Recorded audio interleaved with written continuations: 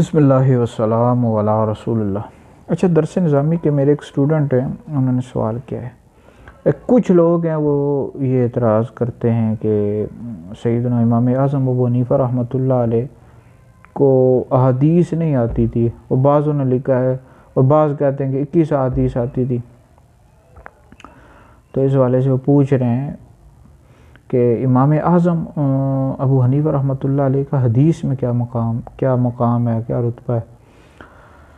تو اس حوالے سے یاد رکھیں، سب سے پہلی بات تو یہ ہے کہ جو لوگ اعتراض کرتے ہیں کہ حضرت سیدنا امام الائمہ سراج الامہ امام اعظم ابو حنیفہ رحمۃ اللہ علیہ کو احادیث بہت کم آتی تھی اور بہت کم آپ نے روایات کی، تو اس حوالے سے مسند امام اعظم ابو حنیفہ رحمۃ اللہ علیہ کا اگر انہوں نے مطالعہ کیا ہوتا تو ہرگز وہ اس طرح کی بات نہ کرتے۔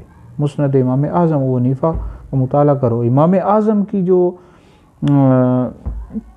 روایات ہیں، جو آپ نے احادیث روایات کی ہیں، اس میں اگر آپ سند کے حوالے سے دیکھیں تو ڈائریکٹ آپ نے یعنی صحابہ سے روایت کیا ہے۔ بعد میں جیسے امام بخاری اور امام مسلم یہ تو بعد میں آئے ہیں، انہوں نے تو پھر تابعین سے روایت کیا، یعنی یہ تو بعد کے لوگ ہیں نا، تبع تابعین سے، پھر تابعین سے، تو سند کے لحاظ سے امام اعظم ابو حنیفہ رحمۃ اللہ علیہ نے جو احادیث روایات کی ہیں سند کے لحاظ سے بہت زیادہ مضبوط ہے۔ تو امام اعظم ابو حنیفہ رحمۃ اللہ علیہ کا حدیث میں بہت بڑا مقام ہے، بہت بڑا رتبہ ہے۔ جس طرح آپ فقہ کے سب سے بڑے امام ہیں، اس طرح حدیث کے بھی آپ سب سے بڑے امام ہیں۔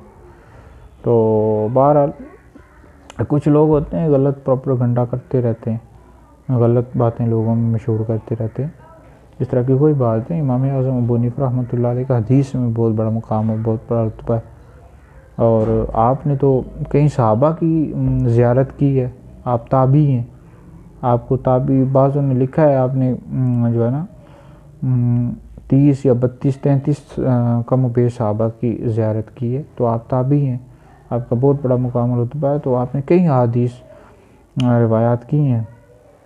بہرحال آپ فقہ میں بھی سب سے بڑے امام ہیں اور حدیث میں بھی سب سے بڑے امام ہیں۔ امام بخاری، امام مسلم، امام ترمذی یہ تو آپ کے شاگردوں کے شاگردوں کے شاگردوں میں آتے ہیں، یہ تو بہت بعد کے ہیں۔ امام اعظم ابو حنیفہ رحمۃ اللہ علیہ کا بہت بڑا مقام و رتبہ ہے، حدیث میں بھی آپ کا بہت نام ہے۔